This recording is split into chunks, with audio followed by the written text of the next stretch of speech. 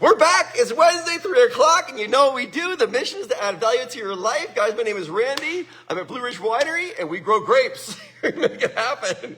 Guys, holy cow, the weather's supposed to be beautiful this weekend. Did you see Saturday? It's the first time on the Apple calendar all year that Saturday is perfectly sunny, 75. It is going to be gorgeous. Join us. We're going to light the vineyards up. There's world-class wine, world-class setting. All we need is you and your family. We love y'all. Thanks for being part of our life. Guys, I'm in the vineyard room right now. I got Tony over here, Teresa's over here, Sally's over there. And if you haven't seen the new chandelier in the room, holy cow, it's gorgeous. Mary Wayne, I see you. What's going on? How are you, Mary Wayne? Good to see you. I know Gerald's out there somewhere. Where Mary Wayne is, you'll find Gerald nearby, right? So guys, today's talk, you're going to love this. I actually wrote this about a week ago, driving in the car. And I'm driving up to the news store at Camelback there, and all of a sudden this thought struck me. Susan, what's happening? I see you. And this idea struck me. I'm thinking, oh my gosh, I started writing, and I was actually going to present it last week because it was so good, but I wanted to save it. I wanted to save it for a Wednesday. So here it is. I hope you love this. Experiencing movement in a positive direction towards our goals is what really makes us happy. You with me on this? It's not the end goal of the achievement that actually brings joy and happiness to our life. It's the progression. It's the movement in the positive direction that will bring joy and excitement and enthusiasm to our life. Achieving the goal is never where the happiness is. That will give you the momentary celebration, but you actually have developed a problem. Because the moment you achieve the goal, now you need a new goal.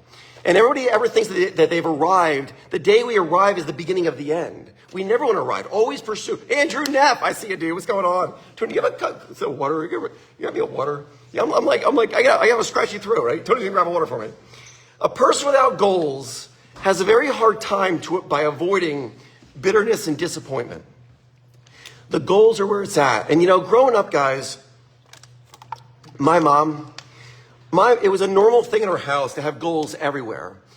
We had these sliding glass doors, and there were goals written on those sliding glass doors. So you couldn't even leave the house without seeing your goals. If you walked into the bathroom, there were goals written on the mirror, actually in lipstick on the mirror.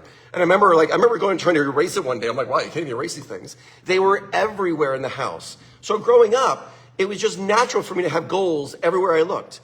So, that saying I have in my book, it goes to the worm and horseradish, the world is horseradish. Well, there was Randy in the middle of an environment where there's goals everywhere, and I'm just enthusiastic, I'm excited, I'm motivated, but I didn't really understand why. I just thought that's the way I am. That's not the way I was. The reason is that you put someone in an environment where there's always a great goal to chase, you're going to be excited by default because you're pursuing the goal. That's what life is all about. You see, we are designed to be an aiming device. We always have to aim at something, and we can only see what we're actually aiming at. So people that are aiming at nothingness, people that don't have any goals, they wonder, why do I feel so nothing? Why do I feel so empty? Well, you got no goal. There's nothing that you're going towards. And you can't, Bill Hurley. Bill, what's going on, man? Good to see you. I love it. Paula popped up. I love the hearts, guys. I love it, man. It's been such a fun summer. Holy cow. I'm so excited. We got a fireworks show coming up. It's going to rock. Holy cow. Wait till you see it. Paula, hello. I see you. People that don't have goals, if someone ever comes and talks to me, they go, I feel so down. I feel like I don't have any motivation in my life. I always ask them, what are your goals right now? What are you pursuing right now? They usually go, I don't have any. I go, well, there's your answer. Without a goal, your life will feel dull and boring. It's the pursuing of it. It's the chasing of it. It's the incremental gains along the way. It's like that saying that we say, we should live our life where we're pointing off in the distance, but we're living in the moment. And we can see our incremental gains towards that thing we're pointing off in the distance. This is why I'm constantly saying that we don't see the world as it is. We see the world as we are. That's the world we live in. As within, so without. And if we want to improve our outer world, all we do is improve our inner world. And just like that, our outer world gets better. It's simple as that. We are the CEOs of our own life. Everyone was born a CEO. Back at Star Medical, I actually printed business cards with everyone's name on it. It said Summer Henry. Girls, I love you, Summer. Summer worked at the medical company, and it said Summer Henry, CEO of your life. And everyone had their card on their desk, and they're the CEO. Because who's in charge of you? You are. You think for you, you breathe for you, eat for you. So who's ultimately responsible? I'm responsible. You're responsible. That's the beginning of all happiness. We don't see the world as it is. We see the world as we are. And people without goals, they're kind of like the sad sack Eeyore. Remember Eeyore and the E-Nooms, Winnie the Pooh? He just moped around. He was a sad sack Eeyore. But he saw everything negative in the world because he was negative. And what you are within is what you see on the outside. And if we're living our life without goals and without a specific direction we're going in, we will be sad sack Eeyores. In other words, the way we look at things determines how we see things. It's that simple. The person without goals has lots of problems in their life. There's problems everywhere, right? The person with problems, they can set goals to conquer those problems, and suddenly, where there were problems, there are now opportunities. Did you know in the Chinese language there is no word for the word problem? There's only the word opportunity, because they are one and the same.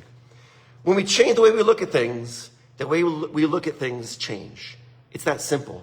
If you show me a person that does not have a big problem to solve in their life, I will show you a very unmotivated individual. I really believe that we are born to solve big problems, to conquer big things with our life. And this is why in today's world, video game designers, they capitalize on this concept. I mean, they have it tuned to the microsecond. They know when they need to give you that little star to keep you playing the game.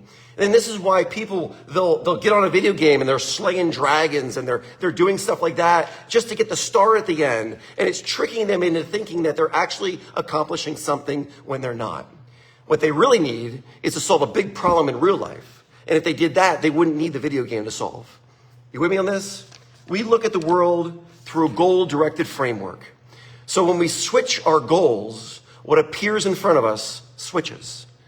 If I had a goal to be the top swimmer in the world, I would see the world through swimmer's eyes. If I have a goal to create the most wonderful winery on the planet, I see the world through vintner's eyes. If I want to be the guy that's going to design roads, all of a sudden I'm an engineer designing roads. I see it through those eyes.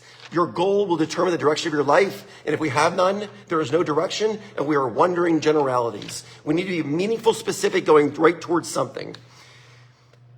You going to be on this? I hope you are, because I love this topic. In other words, when we adjust our orientation, we see the world through a new set of eyes. This isn't magic.